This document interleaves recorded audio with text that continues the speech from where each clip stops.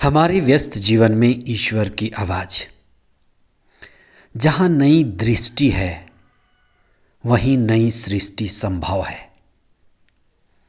क्योंकि ईश्वर सदा काम कर रहा है और ईश्वर में आनंदमय जीवन की खोज हमारी असली खोज है। इसलिए अगर हम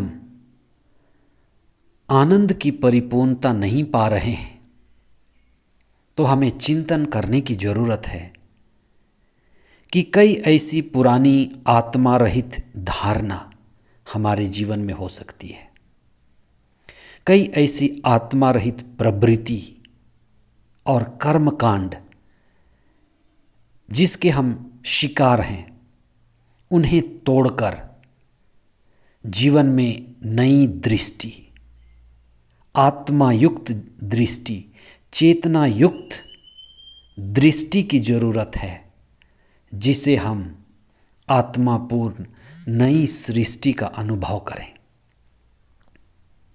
5 सितंबर 2025 22वां सामान्य सप्ताह शुक्रवार, संत मदर तेरेसा का पर्व।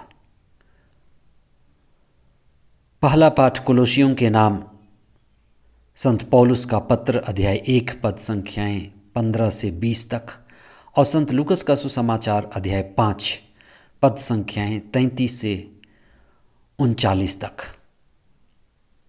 संत मदर तेरेसा हमारे युग की अद्भुत संत महिला हैं।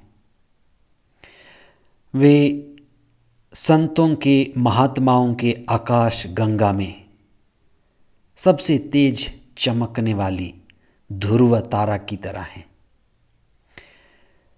जिन्होंने न केवल पूरी कलीसिया को, न केवल भारत को, लेकिन संपूर्ण विश्व को एक नई दृष्टि, एक नया नजरिया और ईश्वरीय अनुभव दिया।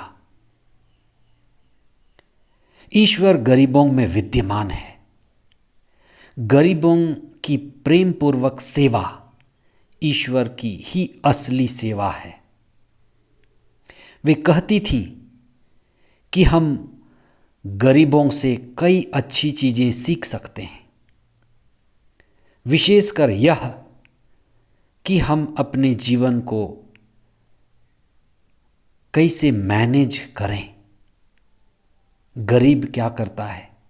कम से कम संसाधनों में जीवन को सबसे बेहतर प्रबंध करता है और आनंदमय जीवन की खोज करता है।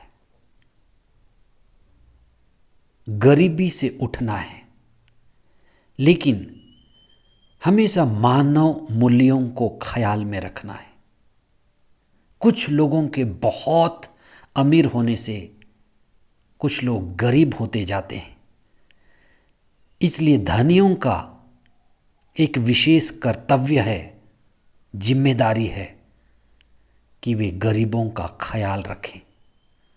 ईश्वर मानव जाति से अद्भुत प्रेम करता है, इसलिए मदर तेरेसा ने अपने हर प्रार्थनालय में जो ईश्वर कहता है, आई थर्स्ट, मैं प्यासा हूं, लिख डाला।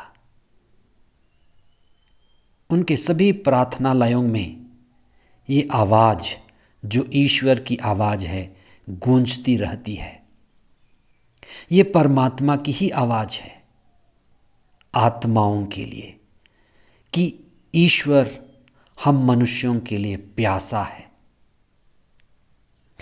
इसलिए आज उनके विशेष पर्व दिन हम संत मदर तेरेसा के सभी अनुभवों को याद करें। उन्होंने जो शुभ कार्य शुरू किया, विशेष करके दीन दुखियों के लिए एक आशामय भविष्य का मार्ग दिखाया, हम उनके मार्ग पर चलें। आज के सुसमाचार में ईसा ने पूर्ण बदलाव की बात बताई है।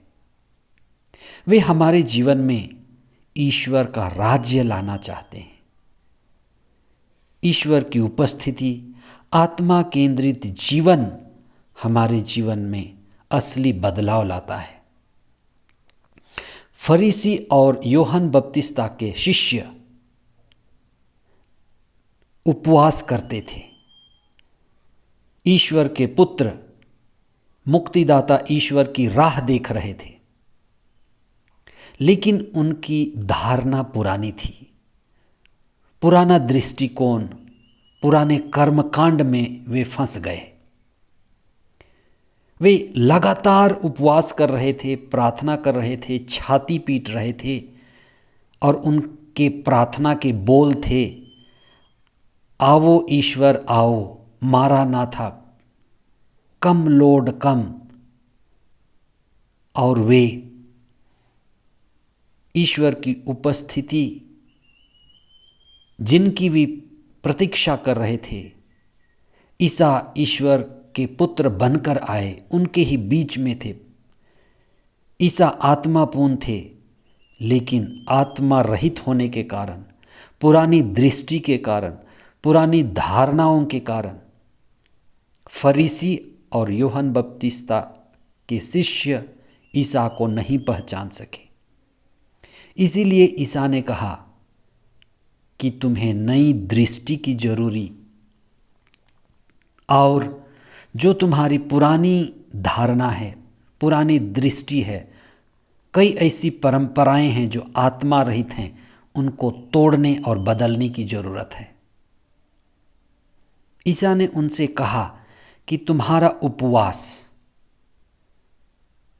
पुराना मस्क है, पुराना कपड़ा है, और मेरी शिक्षा नई शिक्षा है। ईसा की शिक्षा को हम नई शिक्षा कहते हैं, आत्मा की शिक्षा कहते हैं।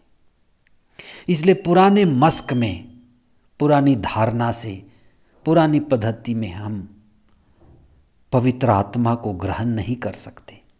इसलिए ईसा ने एक नई क्रांतिकारी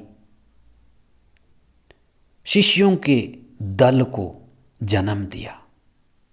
ईसा और उनके शिष्य एक नई पीढ़ी, नई शिक्षा ग्रहण करने वाले, नई दृष्टि और नई सृष्टि, जिन्होंने ईसा के विवाहोत्सव में भाग लिया। जैसे नबी ईसायास ने अपने ग्रंथ के अध्याय 61 और 62 में ईश्वर के आगमन को, ईश्वर के पुत्र के आगमन को विवाहोत्सव कहा था, कि जब ईसा आएंगे विवाहोत्सव का महोत्सव होगा, लोग खुशियां मनाएंगे, चिन्ह चमत्कार होंगे, और वही स्थिति थी। लेकिन फरीसी और यूहन्ना बपतिस्ता के शिष्य पुरानी धारणा, पुरानी परंपरा के कारण ईश्वर के साथ आनंद मनाने से वंचित रहे। इसीलिए ईसा ने कहा, नई दृष्टि रखो, आत्मापूर्ण दृष्टि, चेतना युक्त दृष्टि, और नई सृष्टि बनो। आइए हम कुछ समय मौन हो जाएं, उन धारणाओं को, परंपराओं को, कर्मकांडों को जो आत्मा रहित है, जीवन रहित है, उनको हटाएं और प्रार्थना में जुड़ें, नई सृष्टि बने, प्रभु केंद्रित और आत्मा केंद्रित जीवन बिताएं।